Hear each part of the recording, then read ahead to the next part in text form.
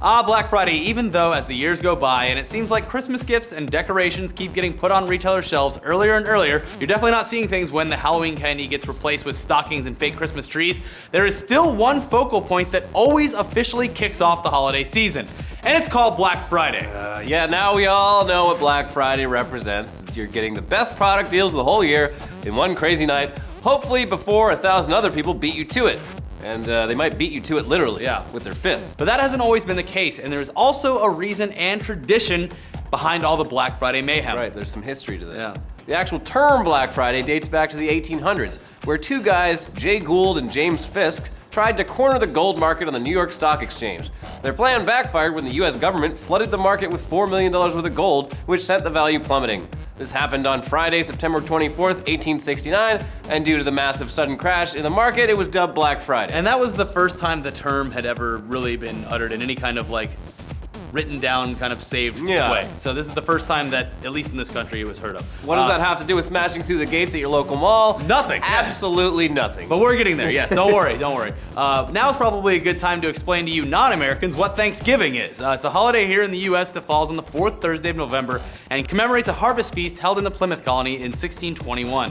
The Plymouth colonists had arrived only a year earlier, and in that year's time, about 50 out of the original 100 or so colonists had died. Yeah. The colonists were in way over their heads, and the local native tribes stepped in and taught the pilgrims how to grow crops and catch food. The Thanksgiving of 1621 was a huge feast attended by both the surviving Plymouth colonists and members of the Wampanoag tribe. As America gradually became America, harvest feasts known as Thanksgivings, where friends and family would gather for one last big meal before the winter months, became a common thing, and eventually President Abe Lincoln declared it a national holiday. Yeah.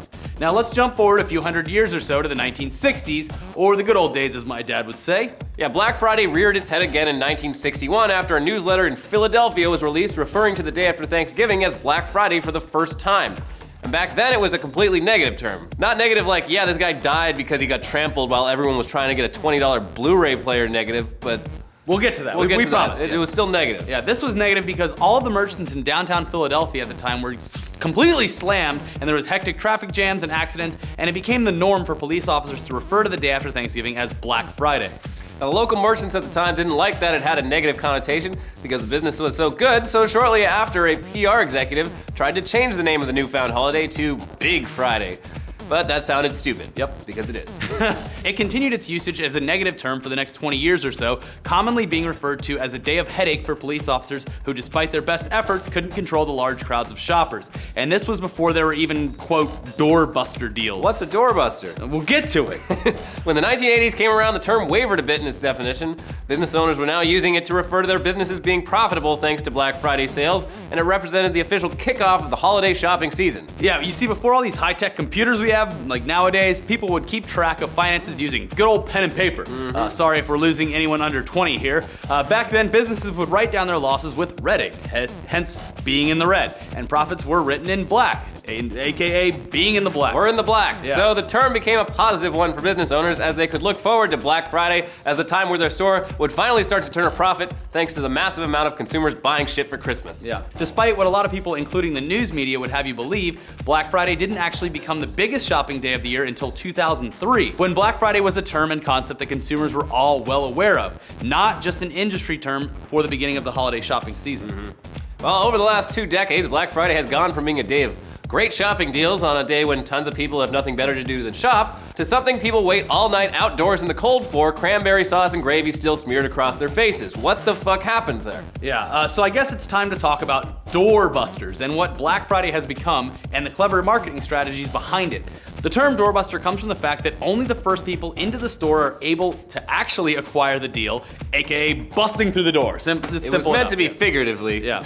But yeah, it turned into an actual thing. Mr. James Cash Penny, aka J.C. Penny. Great name. Great name. I don't know why he shortened it. He first coined the term on January 13th, 1949 in Alabama in a Tuscaloosa news ad. But the strategy behind it isn't just for the retail outlet to be super charitable and give you super expensive products at rock bottom prices. That'd be too nice. It's made to entice mass amounts of people to visit the retailer in hopes of getting the big discounted items. But once you're inside the store, their job's done. Yeah. They've done it, and they've completed their marketing strategy. Oh, you worked hard to get in the store. Well, We got some other stuff we want yeah, you to buy. the whole point of this is just to get you inside. There's usually very few of the doorbuster deals actually in stock, and their hope is that once you're inside, you'll purchase one of their other products, most of which either aren't marked down at all or are showing the highest allowed retail price with a percentage knocked off, making it look like you're getting a deal, but you're most likely paying you what you would normally. Yeah, Amazon is infamous for this shit year round. Pretty much any product you look on Amazon is shown as a certain percentage off or marked down, but that's because they're showing literally the highest amount retail price that they're allowed to show. Usually you could find that product in any store for the same price, but I'll admit I enjoy Amazon for the convenience of just getting it shipped home. Sure. And there are cheaper options that's sometimes available, but like they do take a lot of liberty with what they think the actual retail price is versus what they're giving you. That's business, baby. But where were we? Doorbusters. Yes, doorbusters are kind of what made Black Friday go from a relatively positive term in the 80s to a now infamous term. They are the reason there has been so much outright violence in the past 2 decades. Hundreds, if not thousands of people lining up outside of stores hours upon hours before they open, just so a handful of those people are lucky enough to get their hands on the most extreme deal is like filling a box with gunpowder and lighting a fuse. Something bad is bound to happen, and it most certainly has. Oh, Now we come to the violent part. Here's just some of the recent reports of violence over the years as a result of Black Friday. Back in 2006, 9 shoppers were injured when people rushed to grab Walmart gift certificates that were released from the ceiling. Oh, great idea, Walmart. And then in 2008, about 2,000 shoppers in New York waited for Walmart to open its doors, and before they could, they just rushed the entrance, breaking down the door and crushing a 34-year-old employee to death. Yep. That same year, 2 people were shot to death as they fought over products in a Toys R Us. A Toys R Us. Jeez. In 2010, a woman used pepper spray on fellow shoppers so that she could get her hands on a heavily discounted Xbox 360 system. Not worth it. 2 people were shot in 2012 during a dispute over a fucking parking space. And just last year, a man in Vegas was shot in a botched robbery attempt as he was on his way home with a new TV from Target. And this doesn't even scratch the surface. People are injured every single year as they push and smash their way into stores and fight over limited goods. It's perhaps for this reason that retailers have ditched the whole day after Thanksgiving pretense of the whole thing and just started opening their Black Friday sales on Thanksgiving in the evening, and even sooner online in some cases. Yeah, I mean, at least that way they're dealing with people who just finished a day-long eating binge instead of a mob of people who've been slowly losing their minds waiting out on the sidewalk in the cold for like 12 hours for a half-price TV that they think God owes them.